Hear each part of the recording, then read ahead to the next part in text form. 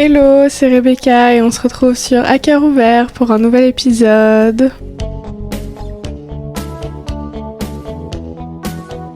Aujourd'hui, on va parler de ces petits moments de souffrance, ces petits moments où ça va pas très bien, que ce soit mentalement comme physiquement. Et on va parler du fait que ces moments de souffrance, ces moments où l'on souffre, ces moments où l'on peut être au plus bas, sont nécessaires et sont des étapes de notre vie. Et donc il faut savoir accepter cette souffrance, même si sur le coup on ne comprend pas pourquoi ça nous arrive, si on se demande pourquoi le monde est contre nous, qu'est-ce qu'on a fait pour mériter ça, est-ce que c'est le karma qui se retourne contre nous finalement. Avec le recul, une fois qu'on s'en sort, on comprend que c'était une étape, c'était juste une étape nécessaire à notre vie. Et donc on va parler souffrance, parce qu'il y a 2 périodes de ma vie où ça allait pas trop. Il y en a un sur le plan mental, où clairement j'ai eu une petite baisse de régime mental, ça allait pas. C'est pas la meilleure période de ma vie, je pleurais beaucoup. Pendant cette période, j'ai l'impression que le monde s'abattait contre moi, que rien n'allait, que tout était négatif. Vraiment, j'arrivais plus du tout à avoir de positif dans ma vie. Je me suis beaucoup isolée, j'avais besoin de me retrouver avec moi-même, mais j'ai mis du temps à m'en sortir. J'ai vraiment mis du temps à m'en sortir, j'ai mis du temps à comprendre pourquoi je m'étais retrouvée dans cette situation, pourquoi j'ai mis aussi autant de temps à m'en sortir.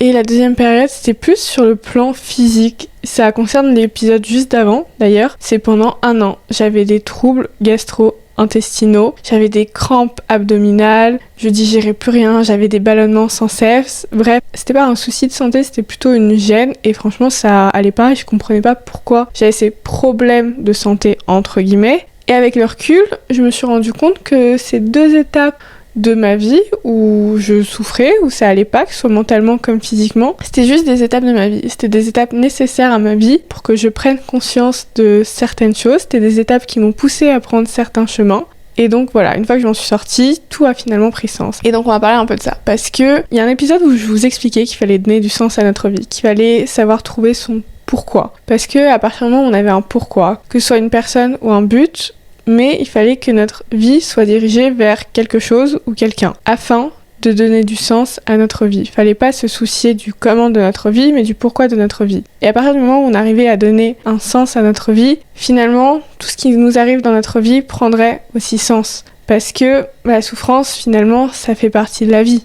Sans la souffrance, la vie demeure incomplète quelque part. Et c'est pour ça qu'il faut savoir accepter la souffrance, ces petits moments où on souffre, ces petits moments où ça va pas. Il faut savoir les accepter, il faut savoir comprendre que ce sont juste des étapes de notre vie. Généralement, c'est passager. Ok, ce sont pas les meilleures périodes de notre vie quand on les traverse, je suis d'accord, mais finalement, on avait besoin de ça pour devenir qui on va devenir, pour prendre certains chemins. Parce que finalement, quand tout va bien, la vie nous bouscule pas vraiment, on continue notre routine, on continue nos habitudes, on se remet pas vraiment en question parce que tout va bien, tout fonctionne. Donc pourquoi chercher à prendre d'autres chemins? Pourquoi changer nos habitudes, notre routine? Parce que finalement tout va bien. Alors que quand ça va pas, quand on souffre, quand tout va mal, quand ça va pas, très clairement, la vie nous bouscule. Donc forcément, ça nous amène à nous poser des questions, à nous remettre en question, à nous poser certaines questions et finalement à nous poser des questions que l'on ne se serait jamais posées si tout allait bien. Ça nous amène à tester différentes choses, à voir les choses peut-être différemment, à tenter de nouvelles choses, à emprunter différents chemins, parce que quand ça va pas, généralement on essaye de s'en sortir. Et donc pour essayer de s'en sortir, on essaye de faire les choses différemment, de tester de nouvelles choses. Enfin, en tout cas, c'est mon expérience. Moi, quand ça allait pas sur le plan mental, je me suis énormément remise en question, comme jamais je me suis remise en question d'ailleurs, parce que je me posais des questions, je me disais mais pourquoi je me retrouve là, comment ça se fait que j'ai une baisse de régime mental, pourquoi je suis triste, pourquoi j'ai l'impression que tout s'abat contre moi. Je comprenais pas pourquoi j'étais dans cette situation et j'essayais d'aller mieux parce que j'appréciais pas la situation dans laquelle j'étais, c'était pas agréable de souffrir mentalement comme ça tous les jours. Donc forcément, je me suis amenée à me remettre en question, à tester de nouvelles choses parce que j'aimais pas le cours de ma vie actuelle, j'étais pas heureuse dans le cours de ma vie actuelle et cette période m'a fait prendre conscience de certaines choses, qu'il y a certaines choses qui finalement étaient pas faites pour moi, que j'étais pas heureuse de cette manière, que c'est pas comme ça que je pourrais être heureuse, épanouie dans ma vie plus tard. Et donc j'ai commencé à tester de nouvelles choses, à m'intéresser à de nouvelles choses. Par exemple, j'ai commencé à énormément lire de livres sur le développement personnel, sur la réussite personnelle, sur l'épanouissement personnel. Je me suis un peu trouvé une passion, entre guillemets, à ce genre de livres, alors que je suis une personne qui ne lit pas. J'aime pas lire, mais les seuls livres que j'arrive à lire, ce sont les livres qui m'apprennent quelque chose. Donc, que ce soit sur le développement personnel, la santé ou je ne sais quoi. Tout type de livres qui me permettent d'apprendre quelque chose, ça j'aime bien lire. Par contre, tout ce qui est roman, policier ou je ne sais quoi, ça j'aime pas. Donc voilà, donc je me suis un peu découverte un intérêt pour le développement personnel et c'est donc parce que ça n'allait pas que j'ai commencé à lire pour essayer de trouver des réponses à mes questions et j'ai trouvé pas mal de mes réponses dans le développement personnel. J'ai commencé à voir les choses d'une manière différente, j'ai testé de nouvelles choses. Je me rappelle, j'avais acheté une formation à je ne sais combien sur internet. Bon, c'est une formation à vie, mais en fait, j'ai acheté cette formation parce que j'étais en stage. Ce stage me plaisait pas. Je m'étais rendu compte que le monde de l'entreprise, c'était pas fait pour moi. Donc, j'essayais de trouver un autre moyen de me dire, mais comment je vais faire si le monde de l'entreprise ne me convient pas? Qu'est-ce que je vais faire de ma vie? Donc, en fait, j'étais pris dans un élan de panique. Donc, j'ai fait une formation. J'ai essayé d'apprendre de nouvelles choses, etc. De tester de nouvelles choses, en fait. De tester de nouvelles choses, que ce soit avec le développement personnel, que ce soit avec cette formation. Mais la vie m'a tellement bousculée. J'étais tellement pas heureuse, épanouie. J'étais pas bien dans ma situation actuelle que ça m'a amené à me poser des questions, à tester des choses que je n'aurais jamais faites sinon, parce que si tout allait bien dans ma vie, j'aurais juste continué ma routine, etc. Et donc voilà, donc quand ça va pas, la vie nous bouscule, donc ça nous amène à nous remettre en question, à prendre des chemins différents, parce que ça va pas justement, et on essaye de s'en sortir. Et donc pendant cette période, j'ai jamais autant appris sur moi et sur la vie de manière générale que pendant toute ma vie finalement. J'ai jamais autant appris sur moi, j'ai jamais autant pris de recul, pris conscience de certaines choses que pendant cette période, parce que je me suis encore une fois tellement remise en question, et puis j'ai tellement lu de livres de développement personnel. Vraiment, je lisais 4 livres de développement personnel par mois. Pour une personne qui ne lit jamais, je peux vous dire que c'est énorme, vraiment c'est énorme. Et j'ai mis du temps pourtant à m'en sortir, j'ai mis énormément de temps à m'en sortir malgré toutes ces remises en question. Et sur le coup, je comprenais pas pourquoi j'étais dans cette situation, pourquoi mentalement c'était pas la joie, pourquoi j'avais un petit coup de mou, pourquoi j'étais triste, pourquoi d'un coup la vie avait un peu perdu de goût pour moi, j'étais pas aussi heureuse de me lever tous les matins, je comprenais pas pourquoi je souffrais. Je me disais mais qu'est-ce que j'ai fait, pourquoi le monde s'abat contre moi, pourquoi rien ne va dans ma vie, qu'est-ce que j'ai fait pour mériter ça, est-ce que c'est le karma qui se retourne contre moi? Franchement, je comprenais pas pourquoi j'étais dans cette période de ma vie. Pour moi, ça avait pas de sens, j'arrivais pas à donner du sens à cette souffrance parce que de manière générale, comme je l'explique dans l'épisode Tu veux faire quoi plus tard, ma vie avait perdu de sens, donc forcément j'arrivais pas à donner du sens à cette souffrance. Maintenant que j'en suis sortie, c'était une étape nécessaire, j'avais besoin de passer par ces quelques mois pas très joyeux, parce que visiblement si j'y passais pas, j'allais pas me remettre en question, j'allais pas tester de nouvelles choses, j'allais jamais prendre de nouveaux chemins, parce que encore une fois, quand tout va bien dans ta vie, tu continues sur le même chemin, tu te remets pas trop en question, tu continues sur la même routine, les mêmes habitudes. Donc moi, ces quelques mois m'ont tellement bousculé que j'ai pris différents chemins. J'ai fait des choses que je n'aurais jamais faites et je peux vous dire que si j'avais jamais traversé ces quelques mois, je pense que jamais j'aurais lancé de podcast, par exemple. C'est grâce à cette période, maintenant je peux dire grâce à ces mois où ça allait pas, j'étais au fond du trou, je pleurais tous les jours, mais finalement c'est grâce à ces quelques mois que là j'ai lancé un podcast, parce que ça m'a amené à prendre différents chemins, à voir les choses de manière différente, à prendre du recul sur moi, à mieux me comprendre, à aussi prendre plus de recul sur la vie de manière générale. Et je vous dis, ça m'a poussée vers le développement personnel, et c'est pour ça aussi que j'ai lancé un podcast sur le développement personnel, en vous partageant mes expériences, tout ce que j'ai appris de la vie, etc. Parce que généralement, tout ce que j'ai appris de la vie, je les ai appris à travers ces quelques mois. Ce sont ces quelques mois à lire tellement de livres que j'ai énormément appris. Et c'est grâce à cette période que j'ai lancé un podcast. Donc finalement, je me rends compte que ces quelques mois de souffrance, parce que je souffrais intérieurement quand même et mentalement, bon ça va mieux maintenant donc c'est le principal, ils étaient nécessaires. Ils étaient clairement nécessaires. Et ça fait qui je suis aujourd'hui, ça me permet d'être sur le chemin sur lequel j'étais et finalement toute cette souffrance prend du sens. Donc oui, sur le coup, je vous l'accorde, c'est compliqué de donner du sens à notre souffrance quand tout va mal. C'est compliqué de se dire que cette souffrance a du sens, mais avec le recul et quand on y sort, généralement on y sort grandi. Forcément, pour moi, ce sont dans les moments les plus difficiles qu'on en sort le plus grandi, qu'on en apprend le plus, et on se rend compte que c'était juste une étape nécessaire de notre vie. Donc c'était peut-être pas l'étape la plus joyeuse, mais elle était nécessaire. Elle était nécessaire pour que l'on devienne qui l'on est devenu, que l'on se retrouve sur un certain chemin. Donc voilà, faut savoir donner un sens à sa souffrance, savoir comprendre pourquoi on est sur ce chemin. Si on arrive à le faire sur le moment, bravo à vous parce que c'est pas facile. Et sinon, cette souffrance finit par prendre sens plus tard. Mais généralement, le sens de votre vie, le pourquoi de votre vie est ce qui donne du sens à votre souffrance. Par exemple, le livre qui explique tout ça, qui explique qu'il faut donner du sens à sa vie. que sans la souffrance, la vie demeure incomplète, qu'il faut savoir donner du sens à sa souffrance pour savoir la surmonter. Cet auteur explique comment lui a réussi à donner du sens à sa souffrance. En fait, c'est un auteur qui a vécu les camps de concentration, et pendant ces camps, comment il a réussi à surmonter cette épreuve. Le sens de sa vie, c'était sa femme, et donc le sens de sa souffrance. Pourquoi il a réussi à survivre à cette souffrance pendant les camps? Parce que sa vie était dirigée vers quelqu'un qui était sa femme. Donc il souffrait dans l'espoir de la retrouver. Donc c'est dans ce sens-là qu'il faut donner du sens à votre souffrance. En fonction de vers qui ou vers quoi votre vie est dirigée, ça va aussi donner du sens à votre souffrance et ça va vous permettre de la surmonter et de comprendre aussi pourquoi vous êtes dans cette période-là. Bon, parfois, comme moi, cette souffrance prend du sens après. Mais le principal, c'est d'arriver à la surmonter. Mais donc voilà, et donc faut l'accepter sur le coup et juste se dire que c'est une étape nécessaire. Et après la deuxième période, donc c'était plus souffrance physique. Bon, souffrance, le mot est fort parce que je souffrais pas, c'était plutôt une gêne quotidienne que d'être ballonnée tout le temps avec un ventre de femme enceinte, ne plus réussir à digérer.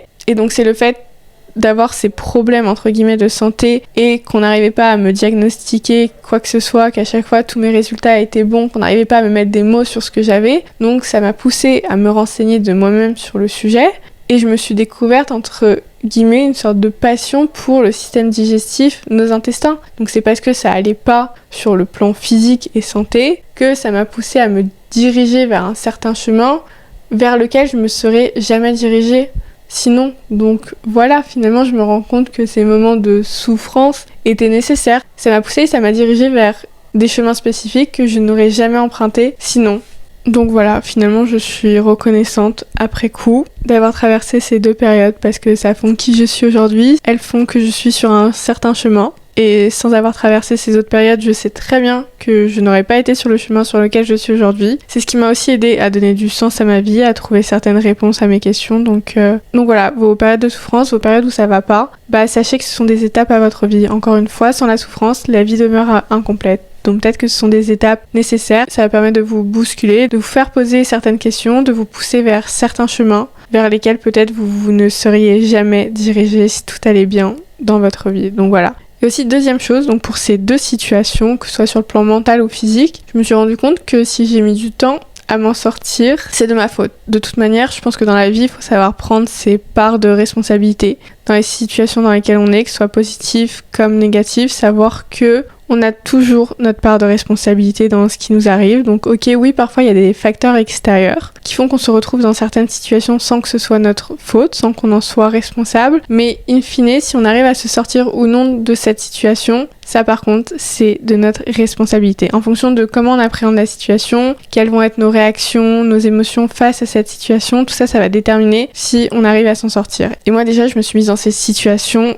toute seule. Et si j'ai mis du temps à m'en sortir, c'est aussi de ma faute. Donc finalement, j'étais vraiment 100% responsable de ces deux situations. Et j'ai pris conscience du pouvoir de mes pensées. À quel point quand on dit vos pensées créent votre réalité, c'est réel. C'est vraiment réel. Parce que par exemple, quand ça allait pas bien sur le plan mental, j'étais tellement dans un état d'esprit négatif à m'apitoyer sur ma situation, à me plaindre de tout, à ne voir que le négatif, à ne broyer que du noir, que sans m'en rendre compte, j'envenimais la situation parce que je ne voyais que le négatif. J'arrivais plus du tout à avoir d'aspect positif dans ma vie, donc j'envenimais vraiment la situation dans laquelle j'étais. Ça faisait que j'arrivais pas à m'en sortir parce que je ne voyais que le négatif et en ne voyant que le négatif, je continuais à attirer toujours plus de négatif. Et c'est à partir du moment où j'ai fait un petit changement mental, où je me suis forcée à me concentrer sur des aspects positifs, me forcer à voir des aspects positifs de ma vie. Et à partir du moment où j'ai fait un changement mental, où j'ai commencé à voir quelques aspects positifs, je voyais de plus en plus de positifs. Et comme on dit, le positif attire le positif finalement. Et progressivement, je m'en suis sortie. Mais voilà, en fait, j'envenimais la situation toute seule. Parce que je m'apitoyais sur mon sort, j'étais sans cesse en train de me plaindre, ça va pas. Auprès de tout le monde, je répétais que ça allait pas. Donc forcément, à force de le répéter, ça continuait de ne pas aller. Donc voilà, il fallait juste que je fasse un petit changement mental, que je me focus sur le positif, que je sois dans un meilleur mood, que j'arrête de broyer du noir parce qu'en broyant du noir,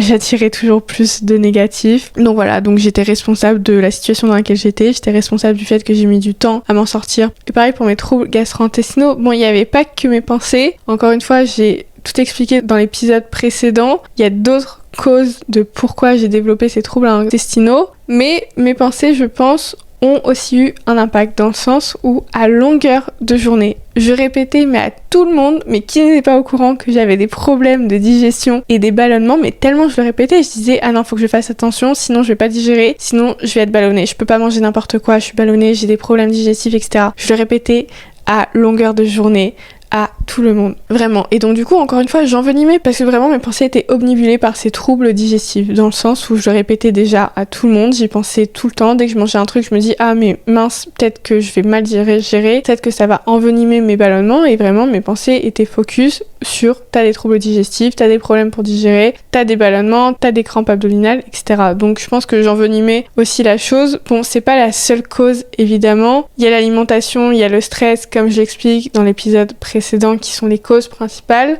Mais je pense que quelque part, les pensées envenimaient la chose. Parce que à partir du moment où, pareil, je fais un changement mental, et je me suis forcée à m'imaginer avec un ventre plat, plus de ballonnement, plus de difficultés à digérer, bah quelque part, ça m'a aussi aidée à aller mieux cumuler au fait que j'avais changé une alimentation. Mais je pense que le cumul des deux, quelque part, bonne alimentation et arrêter de crier sur tous les trois que j'ai des maux de ventre, que j'ai des ballonnements, que j'ai des troubles digestifs, et bah je pense que ça m'a aidée. Donc voilà, je voulais aussi vous dire que parfois quand on se retrouve dans certaines situations, ou si l'on met du temps à s'en sortir, généralement c'est de notre faute, on en est responsable en fonction de nos pensées. Vers quoi nos pensées sont focalisées, ça explique peut-être que vous n'arrivez pas à vous en sortir, soit parce que vos pensées sont beaucoup trop axées sur le négatif. Donc voilà, sachez accepter ces bas dans votre vie parce que, comme on dit, la vie c'est des hauts et des bas. Il n'y a pas que des hauts, il y a aussi des bas. Et les bas comme les hauts, ce sont des étapes à notre vie finalement. Ça permet de forger qui on est, de devenir qui l'on va devenir, de nous mettre sur certains chemins, de nous faire prendre conscience de certaines choses, de nous donner des réponses à nos questions. Donc voilà, ce sont juste des étapes nécessaires. Une fois qu'on s'en sort, généralement, tout prend sens, mais voilà, faut savoir accepter ces moments de souffrance, se dire que c'est juste une étape de notre vie et pour s'en sortir, ça dépend que de nous finalement, on en est responsable. Si on met du temps à s'en sortir, c'est de notre faute, c'est notre responsabilité en fonction de comment on réagit à la situation, quelles sont nos actions, nos réactions, nos émotions face à la situation. Ça fait que l'on va plus ou moins vite s'en sortir. Donc voilà, j'avais envie de parler un peu de ces moments de souffrance par lesquels on peut tous passer parce que voilà, on est tous humains, on a tous nos petits moments de bas, nos petits moments de faiblesse, nos petits moments où l'on souffre. Donc pour savoir les accepter comme des étapes de notre vie. Et une fois que vous en serez sorti, une fois que ça ira mieux, peut-être que finalement vous serez reconnaissant d'en être passé par là et vous vous rendrez compte à quel point fallait que vous en passiez par là. Même si c'était pas joyeux à vivre, voilà, ça fait partie de la vie. Et si jamais vous écoutez ce podcast, que vous êtes peut-être pas dans la meilleure période de votre vie, que vous avez l'impression que le monde s'abat contre vous, que vous vous demandez ce que vous avez fait pour en être là, sachez que de toute manière, tout finit par s'arranger. Les choses vont rentrer dans l'ordre, mais ça ne dépend que de vous en sortir. Mais sachez que tout finira par aller mieux. Je vous souhaite beaucoup de courage. Je sais que c'est pas facile sur le coup, qu'on n'arrive pas à comprendre. Mais vous verrez qu'après tout prendra sens et que c'était finalement une étape nécessaire. Donc sur ce, je vous fais de gros bisous. Je vous dis à dimanche prochain à 19h pour un nouvel épisode. Bisous!